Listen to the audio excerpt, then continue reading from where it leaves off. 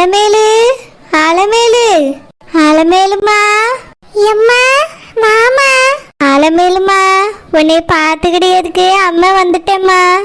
நீ எதை நினைச்சு கவலைப்படக்கூடாது, சரியம்மா? எம்மா, அப்படியம்மா? ஏங்க, யார் வந்திருக்காங்கன்னு வந்து பாருங்க. எத்தே வாங்கத்தே. மருமவனே, நான் என் மகளை பார்த்துக்கிட்டதுக்காக வந்துட்டேன் மருமவனே. அப்படியாத்த, ரொம்ப சந்தோஷம் த.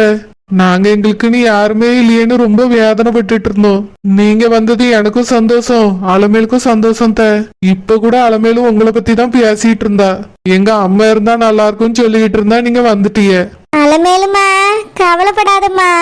உனக்கு பிள்ளை பிறந்து ஒரு 3 மாசம் ஆகிற வரைக்கும் நான் இங்கதான் இருப்பேன். உன்னைய பத்திரமா பாத்துக்கிடியம்மா. சரிம்மா. எம்மா, அண்ணன் என்னம்மா சொன்னாவ?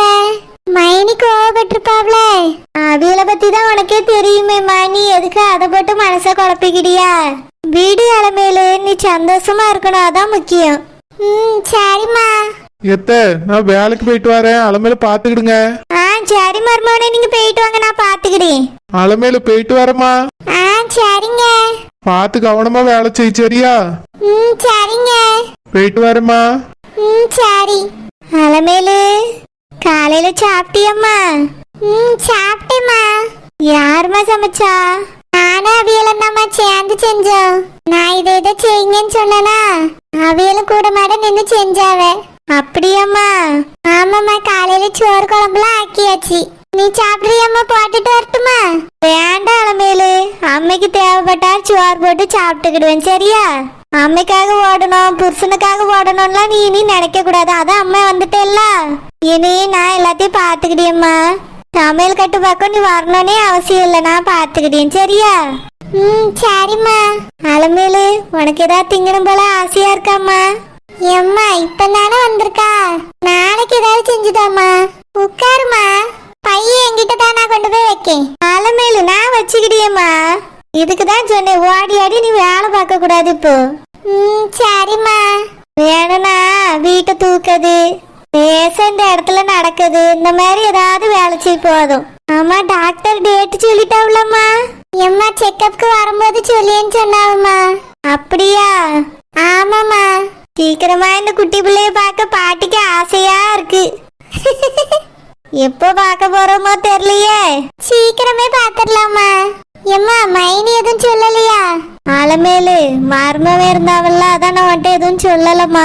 நான் போய் உங்க அண்ணன்ட்ட கேட்டேனா, இந்த மாதிரி உன் தங்கச்சியை கொஞ்ச நாள் இருந்து பாத்துக்கிடியப்பான்னு. உன் அண்ணன் அதெல்லாம் போகக்கூடாதுன்னு தான் சொல்லிட்டு இருந்தான். நான் பிடிவாதமா உன் தங்கச்சி பாவையா யாருமே இல்லைன்னு சொன்னா உங்க இஷ்டமான்னு சொன்னான். அப்படியாம்மா?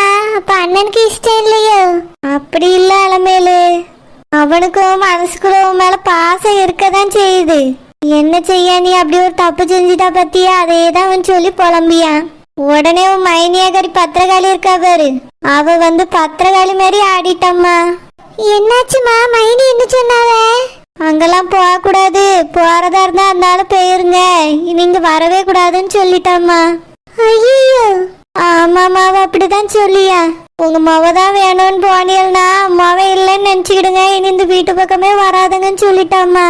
நான் ஒத்தையில இருந்து தானே கஞ்சி காய்ச்சி குடிச்சிட்டு கிடக்கேன். இதே மாவ வீட்டுல இருந்து அவளுக்கும் சமைச்சு கொடுத்துட்டு நானும் சாப்பிட்டுக்கிட்டேன்னு சொன்னேன். அப்படிலாம் நீங்க அங்கெல்லாம் போக கூடாது, வேணும்னா இங்க இருங்க, இல்லைன்னா அந்த ஆளு ஒரேடியா போயிருங்கன்ட்டா. என் மகனையும் பார்க்க கூடாதான், பேர பிள்ளைகளும் பார்க்க கூடாதாம்மா. அப்படி பேசியா அவ. அண்ணன் என்னம்மா சொன்னாவ? அவ பேசின பிறகு வாய திறப்பானா? எதுவுமே சொல்லலம்மா உங்க அண்ணே. அவளை பேச விட்டு வேடிக்கை தான் பார்த்துக்கிட்டு இருந்தான். பேரவை எப்படிமா நீங்க வந்தா? நான் போறேன்னு சொல்லிட்டு வந்துட்டேம்மா. ஐயோ, மைனி கோவப்படுவாங்களே. ஆமாம்மா, கோவம் தான் படுவா. உங்க அண்ணனையும் தூண்டி தூண்டி விடுவா. என்ன செய்ய, எனக்கு அவன் முக்கியமா நீ முக்கியமான்னு நினைக்கும் போது நீ தான் முக்கியம்னு தோணுச்சு.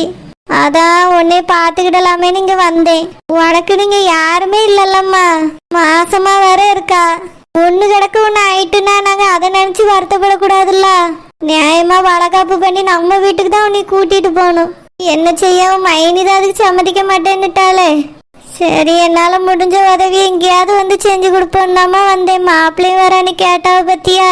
எனக்கும் அங்க கிடக்கிறதுக்கு மனசே வரல.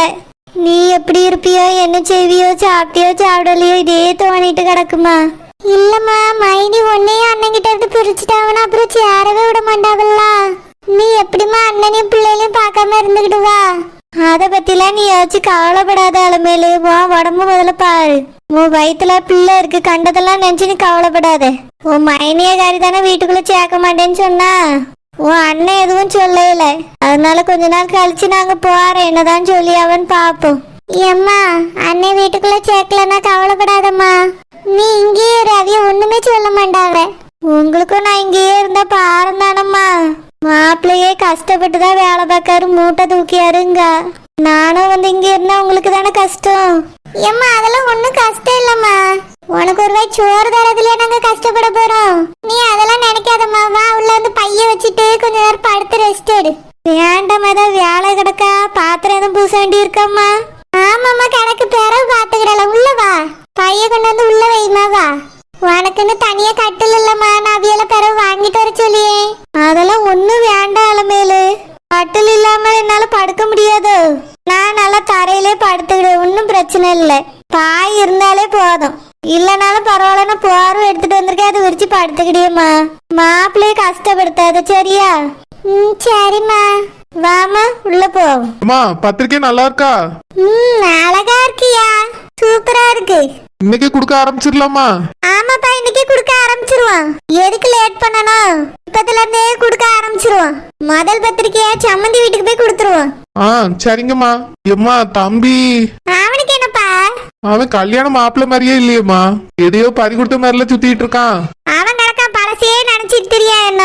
நம்மளும் அவன் சொல்லியது கேட்டு ஆட முடியாது. அவன் கிடக்கா, நீ அதெல்லாம் எதுவும் யோசிக்காத அசோக்கு.